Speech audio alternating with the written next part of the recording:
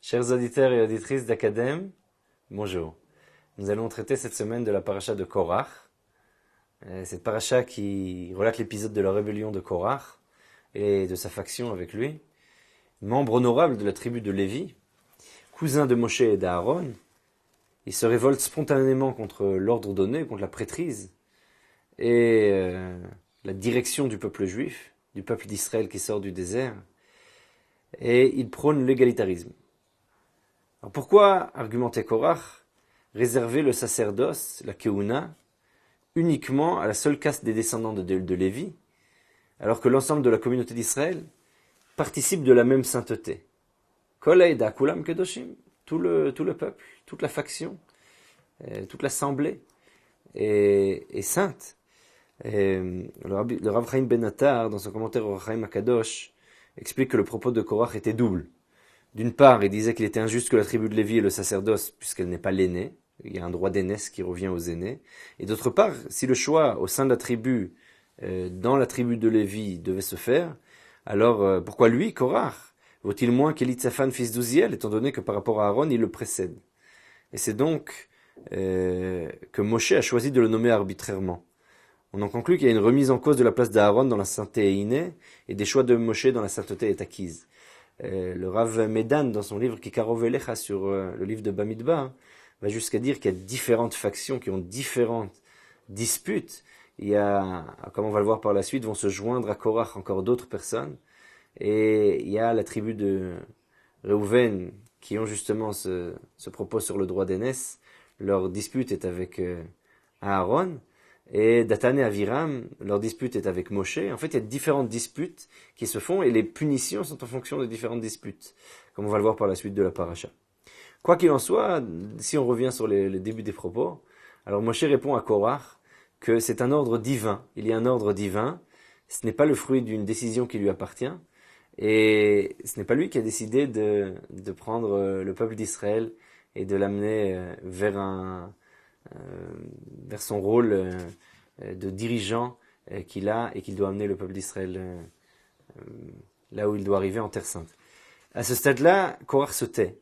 Il abandonne son premier propos au profit d'un défi dont le compte est personnel.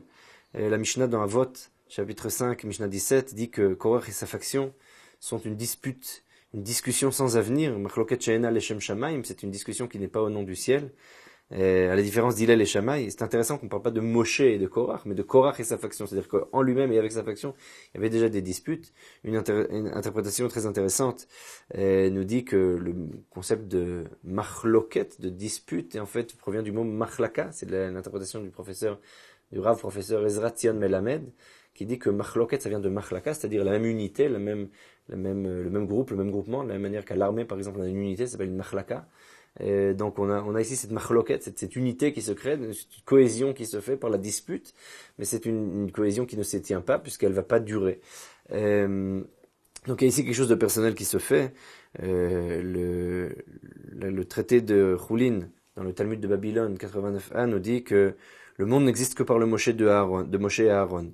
C'est ainsi qu'il écrit: que sommes-nous, vanachnu ma? C'est-à-dire, allégoriquement, nous sommes nous sommes quelque chose, nous sommes l'interrogation, nous sommes le point d'interrogation par lequel les choses se tiennent. Alors qu'ailleurs, il est écrit, il est suspend le monde sur le néant, belima, tole eretz al belima. Il suspend, donc Dieu suspend le monde sur ce ma qui est parti. Et donc, en fait, Rabbi Hilla dit, le monde n'existe que par le mérite de quiconque se retire lors d'une dispute, ainsi qu'il est écrit, tole eretz al belima. C'est Moshe et Aaron qui disent vanachnuma, nous sommes rien, belima, ils s'en vont. Lorsqu'ils se retirent de la dispute, eh bien finalement c'est là qu'on voit que les intérêts personnels de Korach se dévoilent. Alors Moshe ressort en fait fort fortifié de cette dispute, puisque on voit bien que la faction a des intérêts antithétiques, comme dit le Khatam Sofer.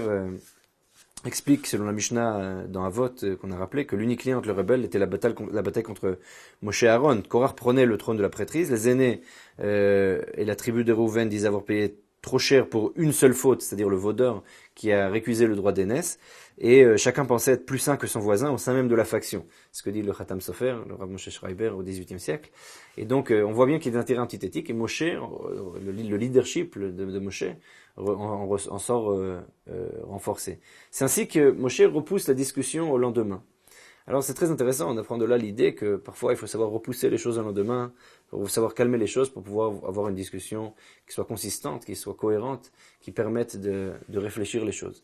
Sur un autre front, Datan et Aviram, dans un élan de toupet incroyable, ce qu'on appelle en hébreu la chutzpah, renverse la réponse de Moshe à Korach, et par les mêmes mots lui disent qu'il est honteux de les avoir fait sortir d'une terre où coule le lait et le miel, c'est-à-dire l'Égypte.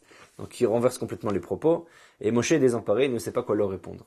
Ainsi, il s'adressa à eux en leur annonçant que demain Hachem fera savoir qui était à lui, c'est-à-dire à Dieu, et qui était saint. Bon, c'est cette expression intéressante dans Bamidbar 16.5. Chacun sacrifiera de l'encens à Dieu. Korach, sa bande et Aaron le feront à l'entrée du sanctuaire. Tout le monde viendra se présenter devant Dieu. Et alors Dieu se dévoile à ce moment-là à Moshe et Aaron et leur dit de s'éloigner du groupement. Il prie et annonce au peuple de s'éloigner des tentes de Datan et Aviram, les rebelles, et de ne rien toucher à ce qui leur appartient. La terre s'ouvrit alors et les engloutit avec leurs familles, eux et tous leurs biens, tandis qu'un feu descend du ciel et avale les 52 000 personnes ayant amené de l'encens. Deux punitions différentes pour deux types de controverses. Il y a la controverse sur l'encens, sur la keuna, sur la prêtrise, sur le sacerdoce, et une dispute sur la place de Moshe, et le fait de sortir d'Égypte pour aller en Terre Sainte, pour aller en Israël. Et donc la première punition, c'est le fait d'être brûlé par le feu, c'est contre la sacerdoce. La deuxième punition, qui est liée au leadership de Moshe, c'est le fait que la terre engloutit. Et donc en fait, eux et leurs biens sont engloutis, et avale 52 000 personnes, le feu avale les 52 000 personnes qui ont amené l'encens. Donc deux punitions différentes, comme dit, pour deux types de controverses différentes. Et alors Dieu ordonne Elazar, fils d'Aaron, de ramasser les pelles sur lesquelles l'encens a été sacrifié, afin de les fondre, puis de recouvrir l'autel de l'encens dans le sanctuaire. On nous rappelle par là qu'il est interdit à quiconque qui n'est pas prêtre de sacrifier de l'encens. L'encens, c'est quelque chose d'extraordinaire, ça amène une bonne odeur, ça amène une odeur extraordinaire dans le temple, mais seulement aux personnes qui sont habilitées à le faire. Et donc on voit là bien qu'il y a cette idée-là de reprendre des éléments qui ont marqué une faute, et on va l'utiliser comme rappel, comme mémoire, comme élément qui va nous servir de souvenir, et comme un panneau d'avertissement lorsqu'on va se rapprocher de cet autel. Le peuple se plaint à nouveau en disant que vous avez massacré le peuple de Dieu. Vous voyez, vous avez vu ce que vous avez fait, vous avez massacré le peuple de Dieu. Dieu se dévoile alors à Moshe et Aaron et leur annonce qu'il va consumer le peuple. Moshe dit alors à Aaron de prendre la pelle qu'il avait, d'y déposer de l'encens brûlant, ce même encens. Aaron court pelle en main au sein du peuple qui commence à succomber à l'épidémie, et de ce fait, il arrête la contagion. Toutefois, cette épidémie aura causé 14 700 morts, et en plus de ceux qui sont morts suite à l'épisode de Korach. C'est-à-dire qu'en tout, on a un certain nombre, 14 700 à la fin de la paracha, et avant ça, tous les 52 000, plus encore Datan et Aviram et Korach. Donc il y a une grande question sur Korach, qu'est-ce qui s'est passé avec lui exactement. Nos sages dans le traité de Sanhedrin posent la question, qu'est-il arrivé à Korach? A-t-il été englouti par la terre? A-t-il été brûlé par le feu? Peut-être ni l'un ni l'autre. Quoi qu'il en soit, on sait par la suite de la Torah que ses enfants ne sont pas morts. C'est très intéressant. On peut voir dans une image qui a été peinte environ vers 1801 par Maria Hadfield Cosway, qui s'appelle Le jugement de Korach, Datan et Aviram, que les trois tombent dans la terre qui s'ouvre. On a des images très intéressantes de cette ouverture de la terre. Il y a différentes manières de picturaliser les choses, de définir les choses, de dessiner les choses. Et finalement, on voit là qu'ils sont en train de tomber ensemble. Korach qui est une personne âgée, qui essaye de courir, qui essaye d'enjamber, mais qui tombe. Et les autres, Datan et Aviram, qui ont l'air jeunes, alors que selon les écrits, ils sont peut-être plus âgés que Korach. Et ils semblent tomber, malgré eux, de manière, dans un dépit total, dans ce précipice. Ce qui est très intéressant dans cette image, c'est qu'on peut voir que la vision des choses, elle est telle que elle ne figure pas dans le texte. C'est-à-dire, on peut imaginer des choses, mais on ne sait pas ce qui s'est passé avec Korach. Et c'est ça qui est très intéressant, c'est qu'on ne sait pas ce qui s'est passé. On sait que Dathan et Aviram, qui ont remis en cause le leadership de Moshe, alors eux, ils ont été engloutis par la terre, mais Korach, on ne sait pas exactement ce qui s'est passé. Il va falloir essayer de réfléchir pourquoi Korach n'est pas défini, son image en tant que quelqu'un qui tomberait dans le fossé n'est pas clairement définie dans les versets, et premièrement, et deuxièmement, quelle est l'histoire qui s'est passée ici. Et à la fin de la paracha, comme dit Moshe, il demande à chaque tribu d'amener, selon l'ordre divin, un bâton sur lequel son nom est écrit. La tribu de Lévi, à la différence des autres, doit marquer le nom d'Aaron. Tous les bâtons sont plantés dans le sanctuaire, alors que seul celui d'Aaron fleurit et se métamorphose en amandier. On voit à la fois dessus les amandes, à la fois les fleurs, à la fois le bourgeon. Et Moshe sortit tous les bâtons, et chaque tribu reprend son bâton. Et celui de la tribu de Lévi restera planté en terre pour preuve que leur tribu avait bel et bien été choisie par Dieu et qu'il n'y a pas ici de remise en cause du droit d'aînesse. C'est Dieu qui a choisi les choses de cette manière-là et c'est ainsi qu'il en est. À la fin de la paracha, Dieu continue de préciser le rôle de la tribu de Lévi et sa particularité en explicitant tous les dons et les dîmes qui doivent être effectués envers les prêtres. La paracha se conclut par le rappel des lois du rachat du premier-né, tant les animaux que les humains. Et donc on voit finalement l'abolition du droit d'aînesse qui est la suite du livre de Bereshit, comme le note bien le Rav Shamshon Raphaël Hirsch, depuis Caïn et Hevel jusqu'à la fin du livre de Bereshit, et puis encore on le voit là dans le désert, il y a une abolition du droit d'aînesse, il y a toujours cette volonté, comme Yaakov qui va changer les mains entre Ephraim et Ménaché, comme toutes les fois qu'on peut voir l'aîné qui va laisser sa place finalement au cadet, pour remettre en cause ce droit naturel, ce droit inné qui était tellement en vogue et en cours au sein des nations et dans le droit naturel. La Torah remet les choses en cause et dit que finalement c'est un droit acquis. Yaakov va prendre le dessus sur Esav, Yitzhak va prendre le dessus sur Ishmaël, et ainsi de suite. On va voir que finalement il y a toujours le cadet qui va reprendre son droit et qui va être... ça dépend des mérites et des actions et non pas du droit inné et naturel. Et donc ici, c'est quelque chose aussi d'important dans la paracha qui va revenir. Donc, si on revient sur tous ces éléments-là, on a quelques questions à se poser. Parfois, les explications avancées à la compréhension de la révolte de Korach sont troublantes. Qu'est-ce qui a poussé un homme comme Korach, apparemment intelligent, érudit, en tout cas c'est ce que nous disent nos sages dans le Midrash Rabbah, qu'il était très sage, il était noble, on voit bien qu'il vient d'une famille noble, la famille de Lévi, il a un yichus, il vient d'une bonne famille. Il est riche, c'est ce que nous disent nos sages dans le traité de Sanhedrin 110a, et on peut voir aussi des versets qu'il y avait une certaine richesse dans sa famille, qu'elle soit spirituelle ou matérielle.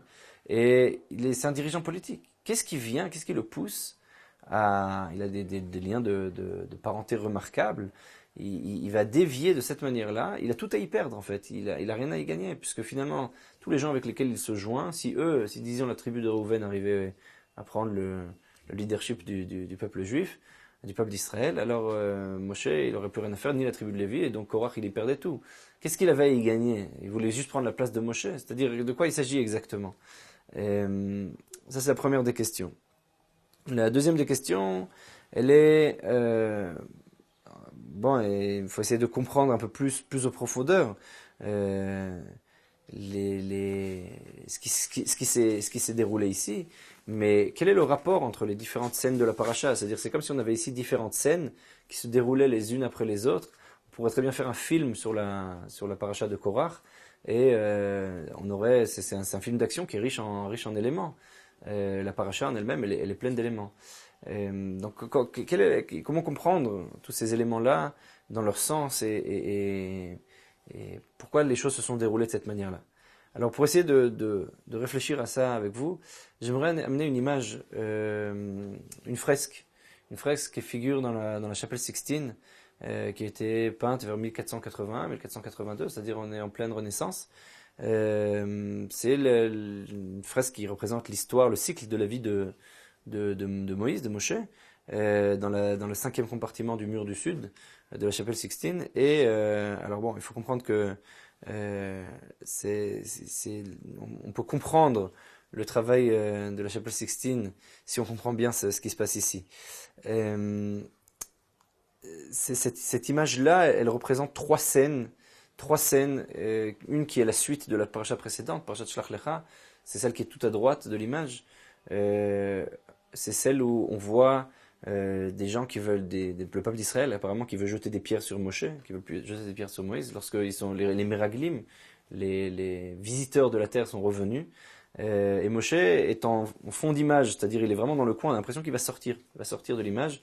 Il y a quelqu'un qui veut jeter une pierre sur lui, et quelqu'un qui apparemment semble être Yehoshua, le disciple de Moshe, arrête la pierre. Bon, c'est intéressant, parce que c'est une lecture midrashique des versets, on voit nulle part qu'il y a quelqu'un qui a voulu jeter une quelconque pierre qui soit sur Moshe, mais il y en a un midrash dans Bamidbar Rabba, effectivement, qui nous dit que il y avait quelqu'un qui voulait, il y avait des gens parmi le peuple juif qui voulaient jeter des pierres sur Dieu en se mettant devant l'Ohel Moed. Je ne sais pas si les peintres et dessinateurs Botticelli et Michelangelo, etc. Ils ont lu les midrashim.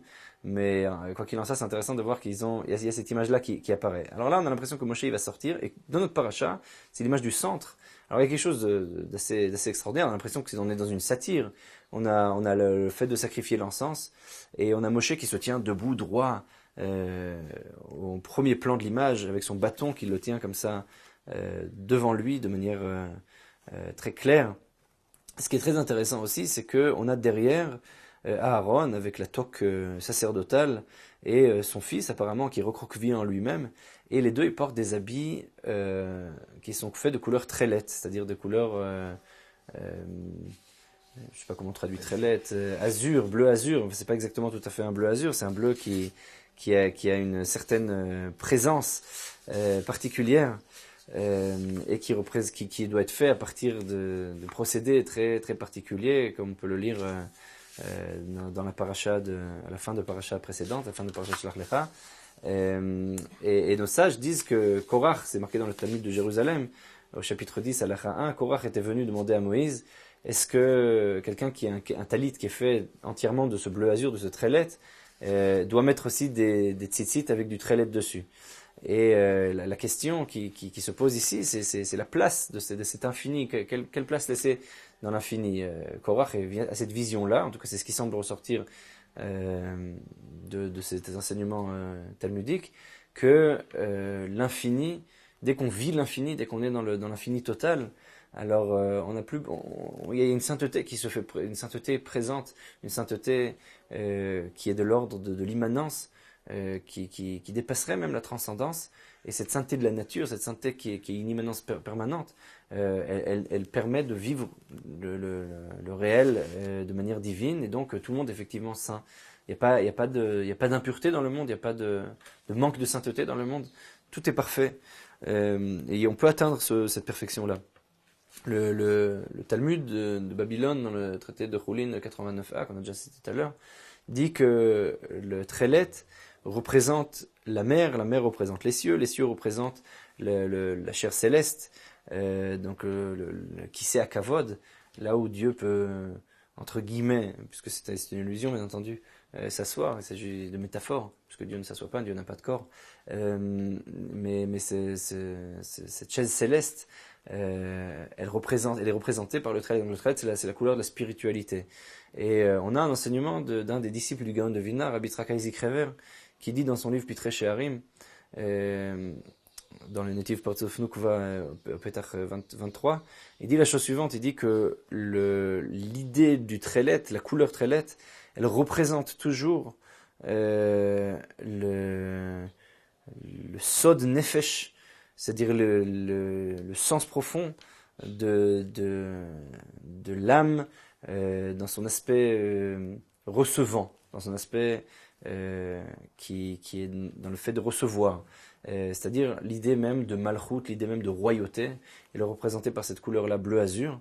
Cette idée-là aussi, elle figure dans le livre Orne Erav, au 6e volume, chapitre 4 du Ramak de Rabbi Moshe Cordovero, qui était un grand kabbaliste à Safed avant le Harizal, avant Rabbi Yitzhak Luria, qui dit que Gavan Atrelet, la couleur du Trelet, la couleur du bleu-azur, c'est l'idée du din, c'est l'idée de la rigueur, c'est l'idée de la loi. qui vient de manière positive par la sainteté vers la royauté.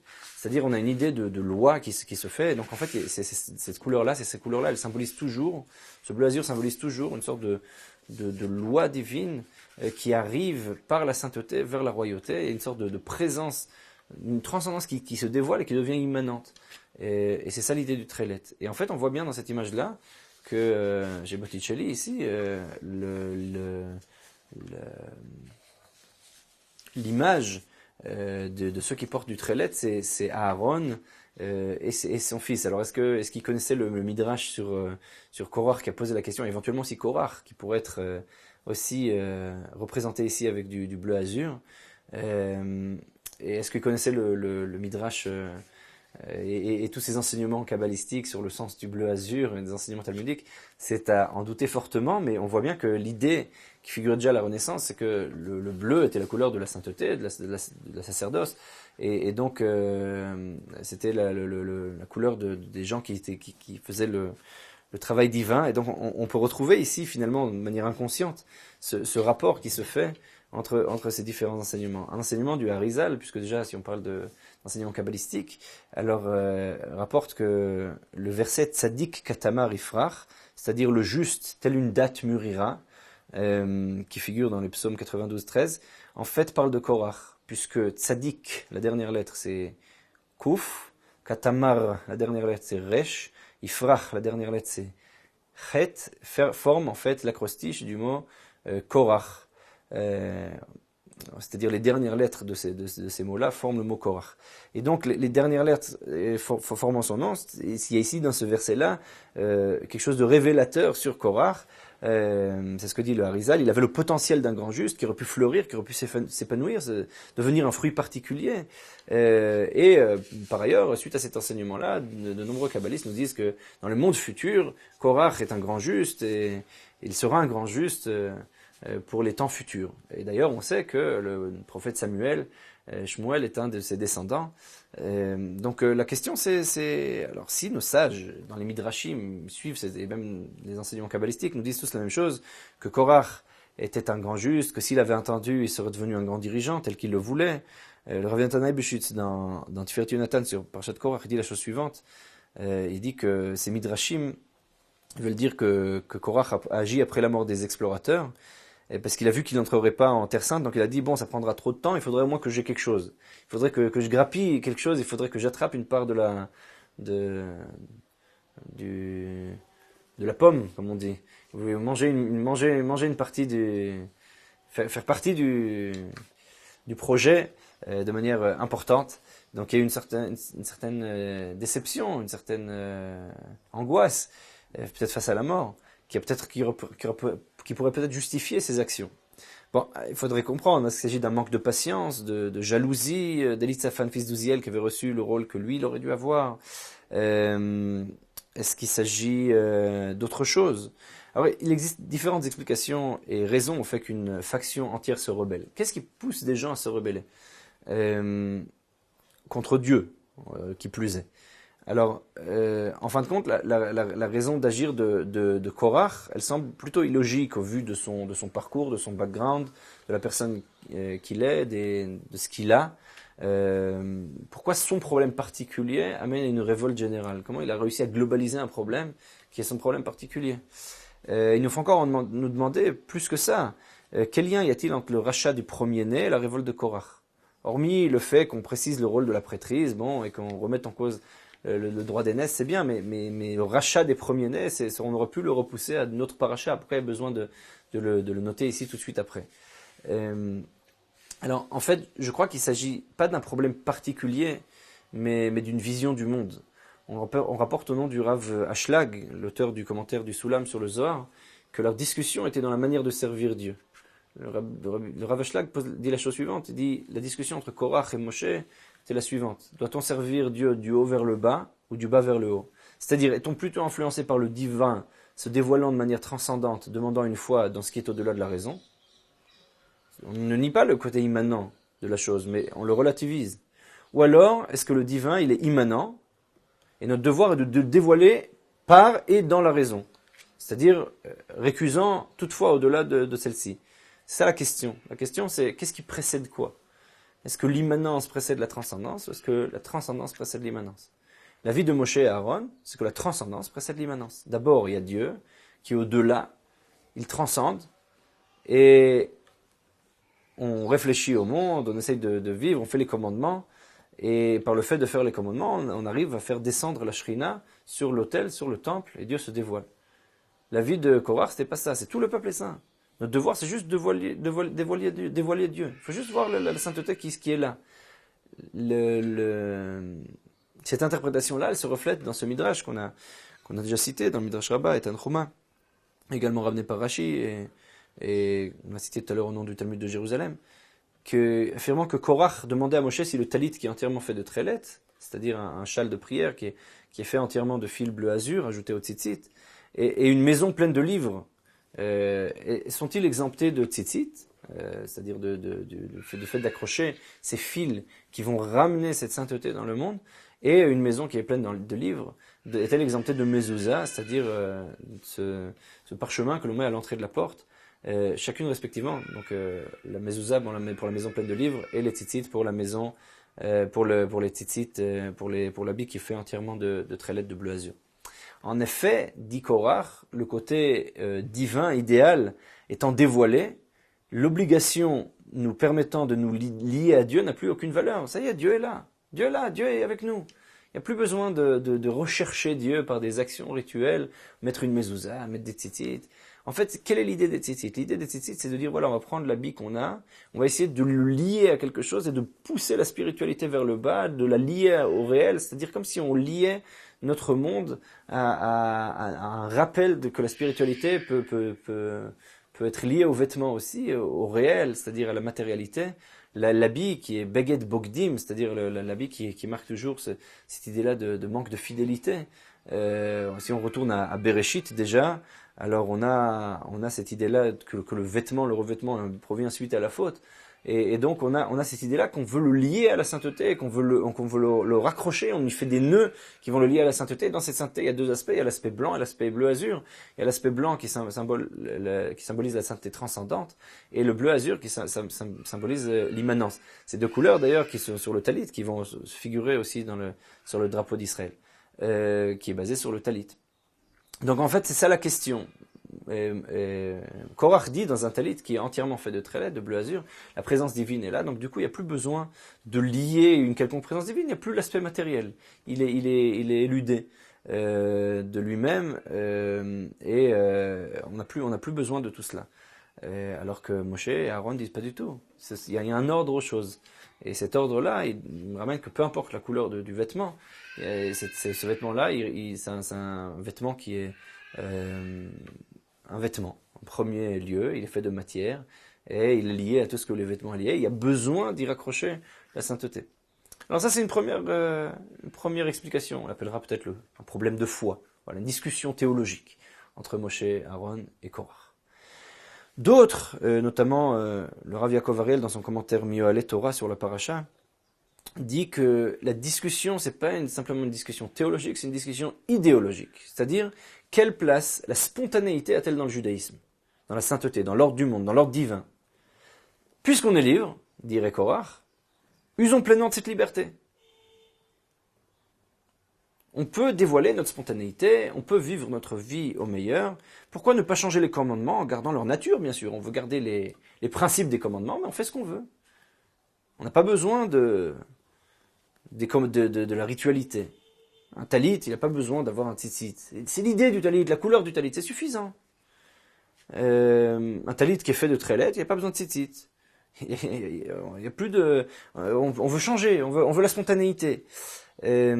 Chacun selon ce qui le touche, lui permet de se lier au divin. Chacun selon sa volonté personnelle. On monte ainsi plus vite en spiritualité. La vie de Moshe serait donc que seul l'ordre peut permettre un accès au divin.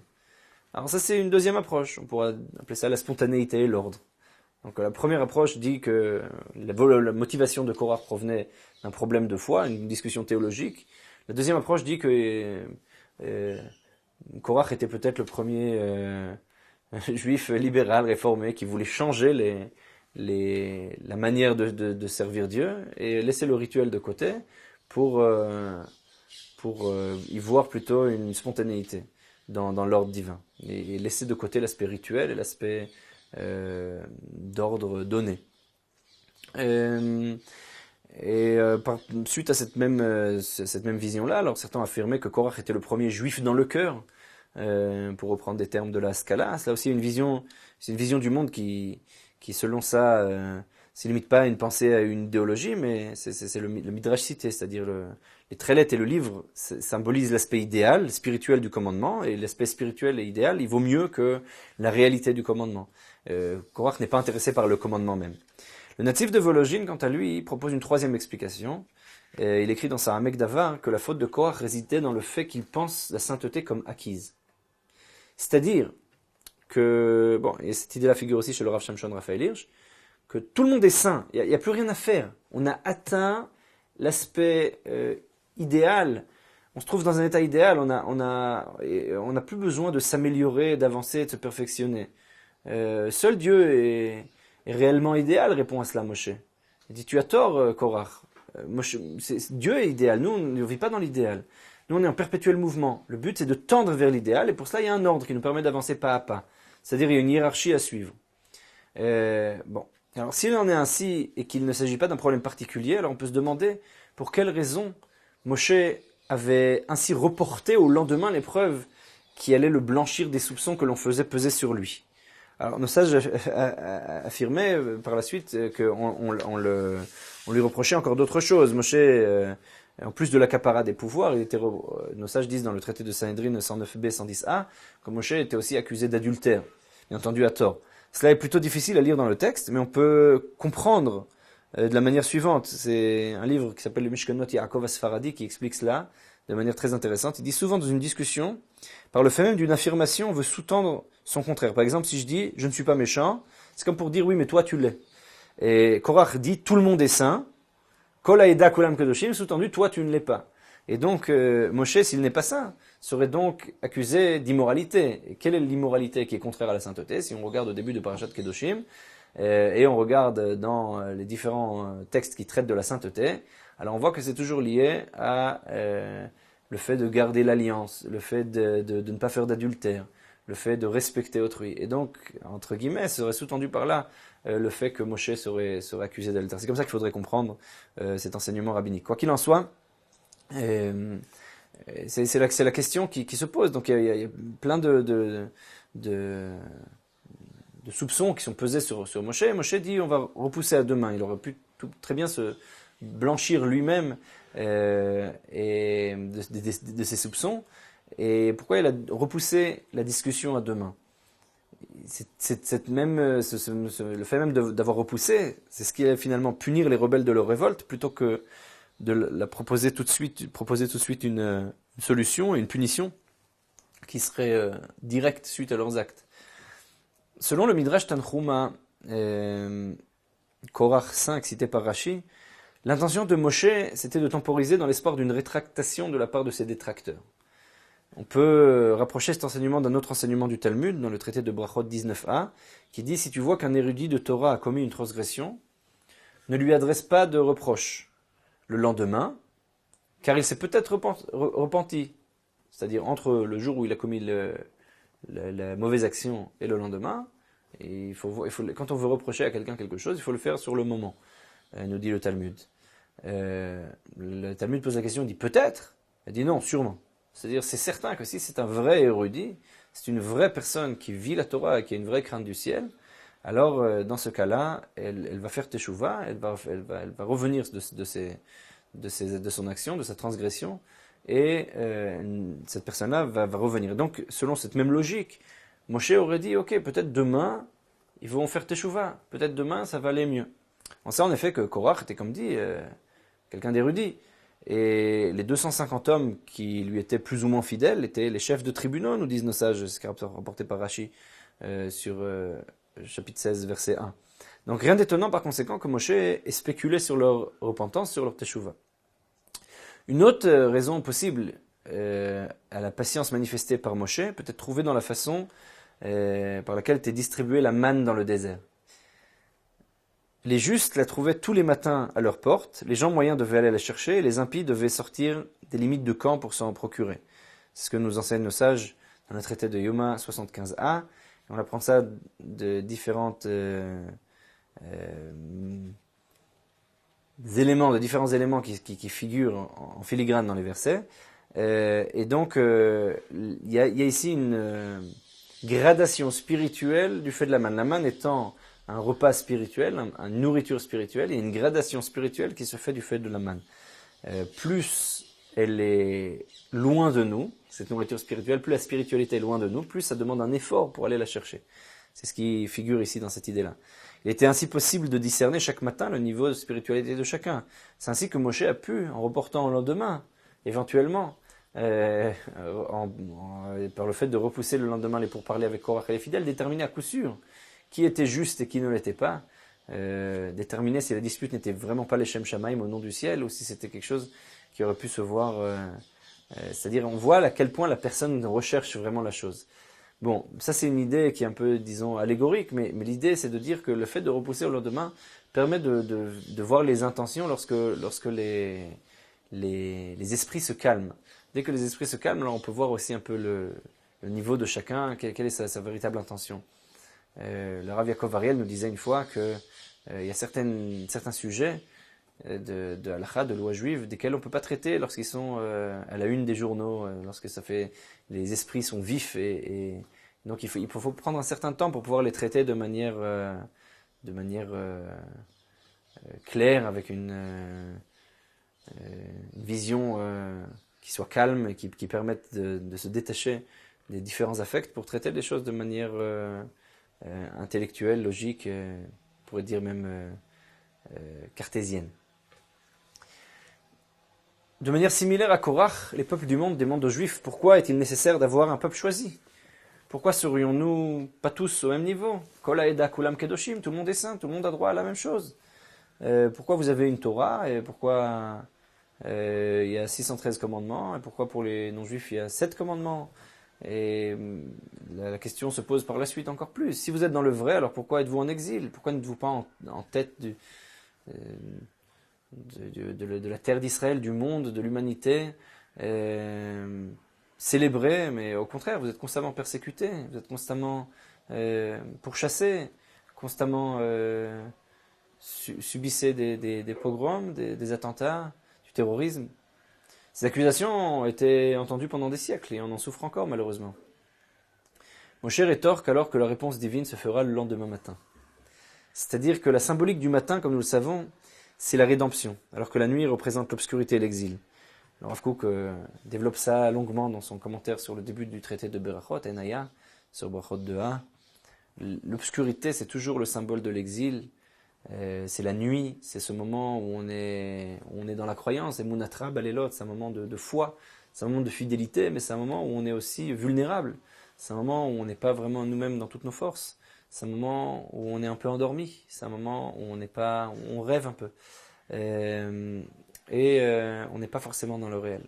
La lumière, Alot HaShachar, le fait que l'aube arrive, c'est le symbole de la rédemption. Et Moshe sait bien qu'il n'y a aucune réponse à donner à ces questions de notre monde tel qu'il est aujourd'hui. Nous devons prier pour le lendemain, pour le matin, pour la rédemption, pour la Géoula. Et seulement à ce moment-là, la vérité du Am Israël, du peuple d'Israël, devient claire et compréhensible aux autres peuples. En effet, il est évident que la sainteté se divise en plusieurs degrés. Tout le monde n'est pas saint de la même manière que dans le peuple d'Israël, il y a un grand prêtre, le Kohen Gadol, des prêtres, des Kohanim, des Lévim, et c'est là qu'on apprend les différentes dîmes et les différentes choses que chacun reçoit. Et ainsi, il y a aussi le droit d'aînesse, c'est aussi quelque chose d'important, mais c'est pas quelque chose qui donne un statut particulier, si ce n'est pour notamment l'héritage. Mais c'est toujours différent que quelqu'un qui n'a pas le droit d'aînesse. Mais ça confère pas forcément un statut religieux particulier. Alors il y a des retombées pratiques effectivement sur le rachat des premiers-nés et la distinction qui se fait. Et en fait finalement ce qui se passe dans la paracha, c'est que dès que l'épisode de Korach se finit et tous ces événements tragiques qui se passent avec la mort de nombreuses personnes, pour faire comprendre la hiérarchie du peuple juif, alors il y a une hiérarchie qui doit s'imposer, qui doit se poser.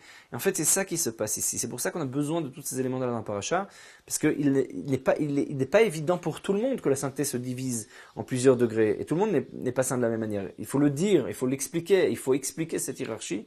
Et le peuple d'Israël est très particulier dans ce sens, c'est-à-dire dans le sens où il est lié à Dieu de manière extraordinaire. Tout le monde ne peut pas forcément le comprendre. Ainsi, le chapitre des psaumes qui commence par les mots du musicien en chef, un psaume pour les fils de Korach. Le Talmud de Babylone, Sanhedrin 110a, nous dit que les fils de Korach ne sont pas morts. En tout cas, pas avec lui. Il symbolise cet espoir de rédemption, que si ce n'est pas lui, alors c'est ses enfants. Ses enfants peut-être pourront amener cette idée-là de rédemption future. Et en fait, nous disent nos sages que ces versets-là parlent de rédemption future, où tous les peuples comprendront la fonction du peuple d'Israël parmi les nations. C'est-à-dire qu'il y a une idée là que Korach vient, et il y a une réparation à Korach, il y a une suite à Korach. Cette idée-là d'abolition de la hiérarchie, elle peut se faire. Et on appelle ça l'unité des contraires. Et en fait, il y a une part de vérité dans les propos de Korach. La part de vérité, c'est Vaikar Korach. C'est comme nos sages nous disent que Vaikar Korach, c'est la même valeur numérique que le mot Emet, que la vérité. Bon, c'est évidemment une allusion au fait que Korach n'était pas totalement dans le faux. C'est-à-dire que, dans le même ordre d'idée, on peut comprendre que, de manière symbolique, que les ustensiles sur lesquels reposait l'encens, c'est-à-dire l'argumentation de Korach, était basée sur ces ustensiles, finalement, vont revenir recouvrir l'autel. Ça devient une part entière de notre monde religieux. Le monde religieux, l'autel divin, il devrait tout comprendre en son sein. Il devrait avoir tous les aspects de l'humanité. Et donc, il nous faut donc comprendre que dans l'égalitarisme, il y a aussi un aspect de vrai, il y a aussi quelque chose de positif dans sa juste mesure. Il permet l'évolution et la progression. Et cette même idée d'unité des contraires se retrouve dans le troisième miracle du bâton, qui est constitué de bois, de bourgeons, de fleurs, du fruit en même temps. Il y a quelque chose qui se met ensemble. Et nos sages dans le Talmud de Babylone nous enseignent que le bâton est resté dans cet état pour tous les temps, c'est-à-dire il y a quelque chose de l'ordre de l'éternité qui vient se figer, qui vient se cristalliser autour de cette idée-là, cette idée d'unité des contraires. Il y a des temps différents qui viennent se mettre, qui viennent se cristalliser, et cette idée même d'unité des contraires, elle se retrouve donc là-dedans, comme dit, et le Maharal dans le puits des exils, Be'er HaGolem, au premier puits, il dit la chose suivante, c'est que dans les discussions entre l'école d'Hillel et Shammai, la loi est généralement tranchée comme Hillel, malgré le fait que les deux constituent la parole vivante de Dieu, comme le dit le Talmud dans le traité de Eruvin 13b, pardon, que Elou va Elou divrei Elokim Chaim, les deux sont les paroles divines vivantes, mais en réalité, la raison pour laquelle la halakha est tranchée comme Beth Hillel, comme la maison d'Hillel, c'est parce qu'ils sont plus doux, ils sont moins blessants, ils savent mieux ingérer et écouter la parole de l'autre. Cette capacité à recevoir et à unir les propos, finalement, c'est celle qui nous permet de dépasser le contexte d'un avis et de rendre les choses transcendantes, dans le sens où un propos sera fixé comme loi, même s'ils ont leur propre approche, ils sont capables d'écouter les autres. De la même manière, Moshe et Aaron n'ont pas participé à la dispute de manière active, ils ont plus écouté, comme on a dit, Vanach Noma. Et donc, finalement, cette idée-là, de dévoiler la grandeur, c'est la capacité d'unir les contraires, nous liant à Dieu, et donc on cherche une part de vérité dans toute chose qui existe, et c'est finalement ce qu'on peut apprendre de Korach.